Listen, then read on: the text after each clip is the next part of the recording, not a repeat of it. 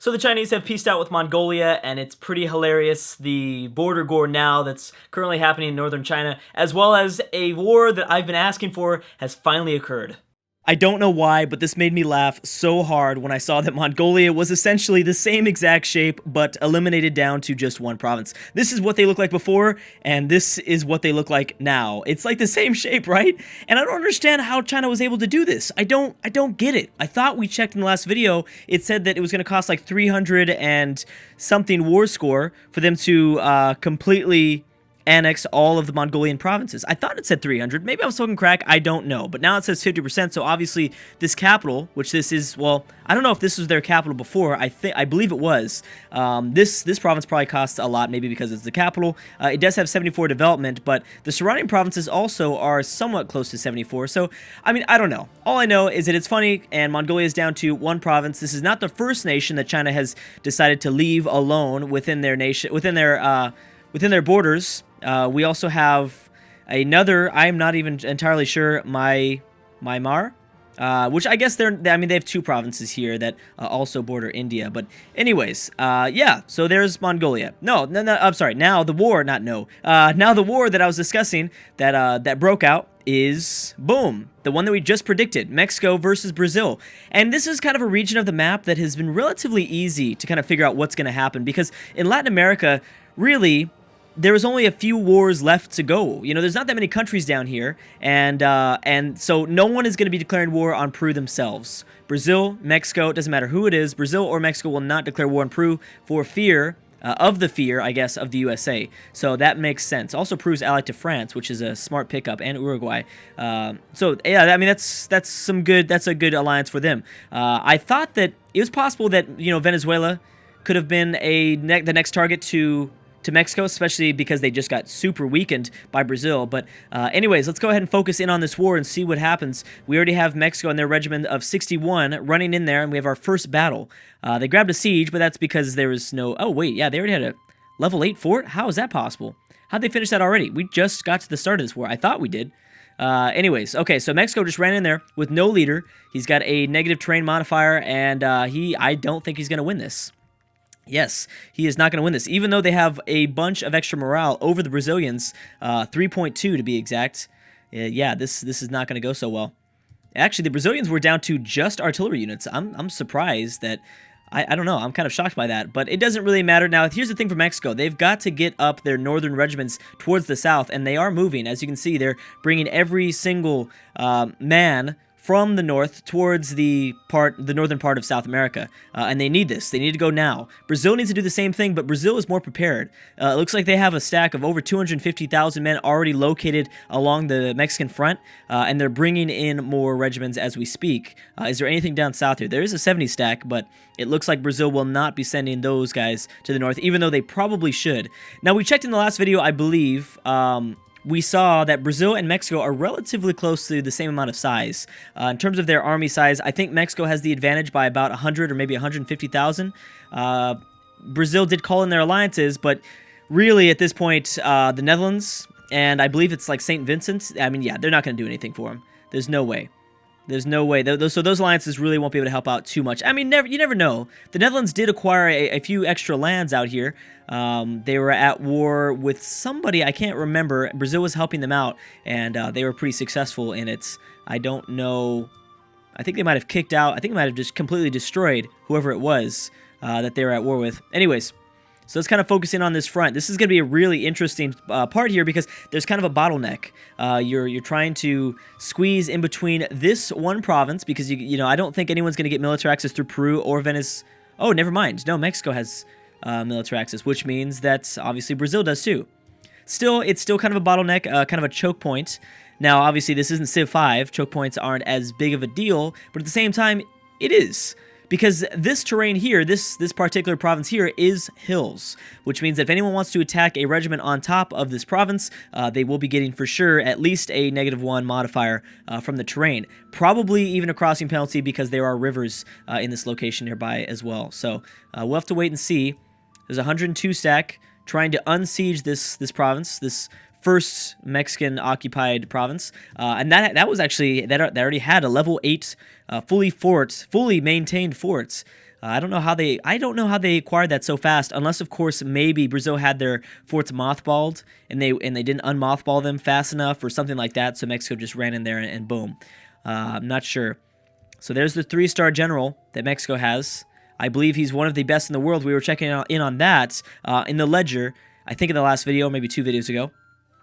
Okay, here we go. So Mexico will be bringing over their fully maintained they're fully powered armies. They're not leaving anyone behind, whereas Brazil will be, which is interesting.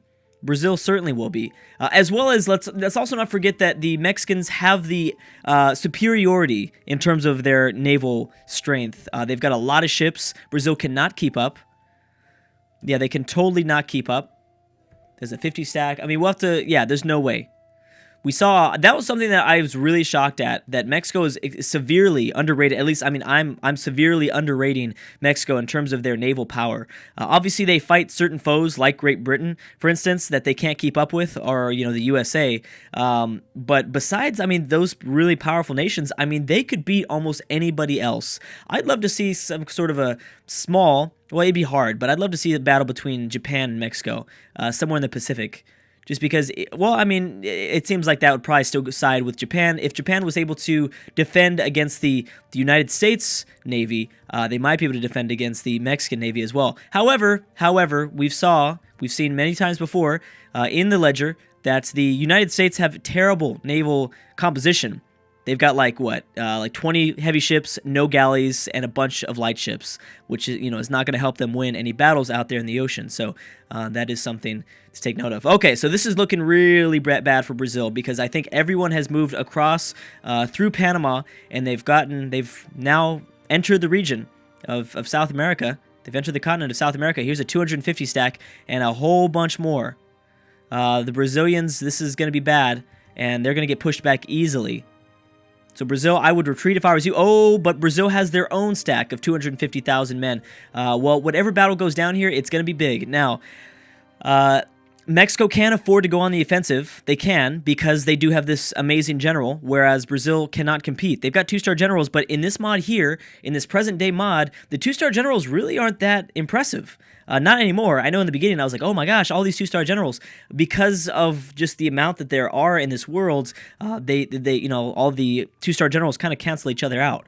When a 2-star general goes up against a 3-star general like this, especially with this guy who has like 16, 18 pips total? Ooh, okay. Never mind. That's like a 400 stack, maybe even a 450 stack if they combine them right in the right way. They're suffering from quite a bit of attrition. And there they go. So Mexico, you've got to engage them right now, or else everything's going to get unsieged. I mean, all their progress has already been lost with these 2 provinces here, which is a big deal. Huh? Yeah, I don't know. Uh-oh, looks like we crashed. Yes, looks like we crashed. Hold on, give me 1 second.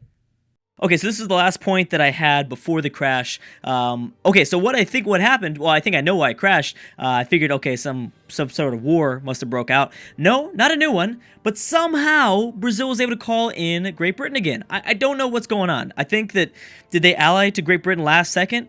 Yes, they did.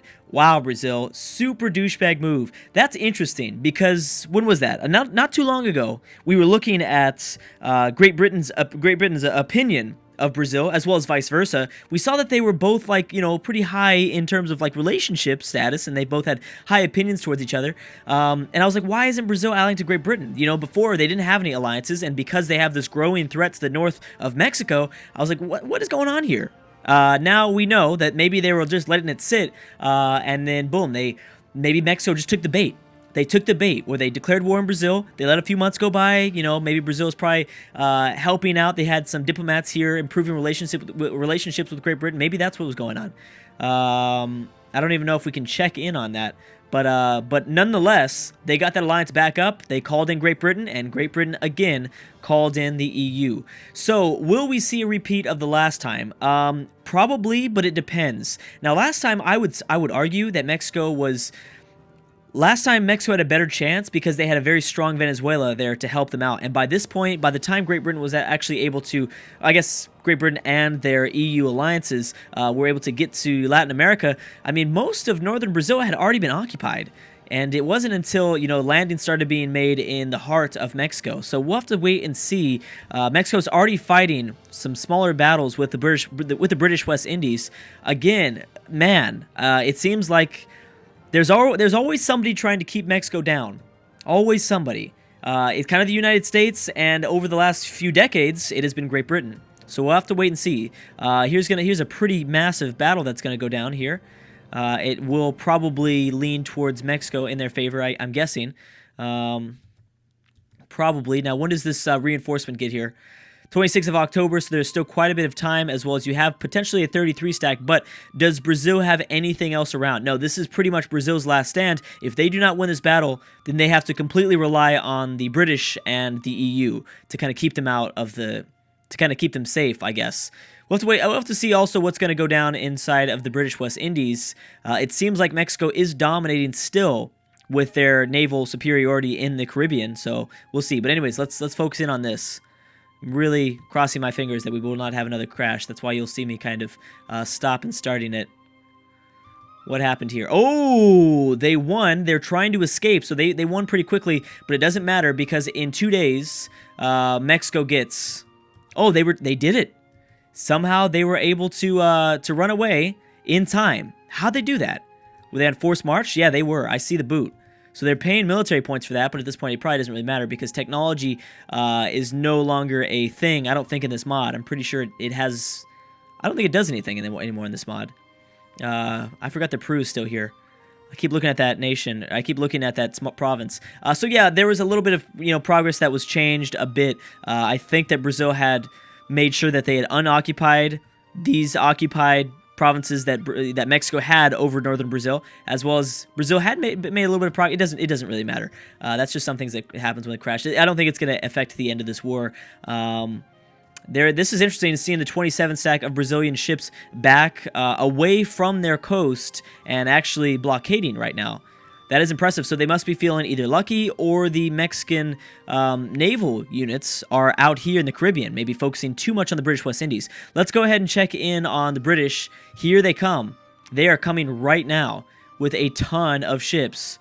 Wow. Okay, so you can pretty much kiss Mexico could pretty much kiss their naval superiority goodbye at this point. Now, are they bringing over any regiments? Doesn't look like it. I don't think they are. Needless to say, though, I mean, they're still going to be blockaded. One thing that I did notice that happened over the break is that Kenya has been destroyed by Ethiopia. Kenya was down to just one province, and now that is Ethiopia's province. Boom. There's something that I had noticed after the crash. But yes. Okay, so Brazil has a pretty good chance here. They're still doing okay. I'm not sure if the Mexican AI is a little bit confused at how they should go about combating this massive force that the Brazilians and the EU have. Okay, it looks like we crashed again. I'm going to take some time to try to let some time go by. It seems like we have weird moments in this campaign where just the game just doesn't function very well. And then in other moments, it functions fine. So I'm going to stop it a little bit early. Sorry, guys. We'll come back. We'll see what happens in this war. It seems like it's going to heavily favor the EU. But thank you guys so much for watching, and I will see you guys next time.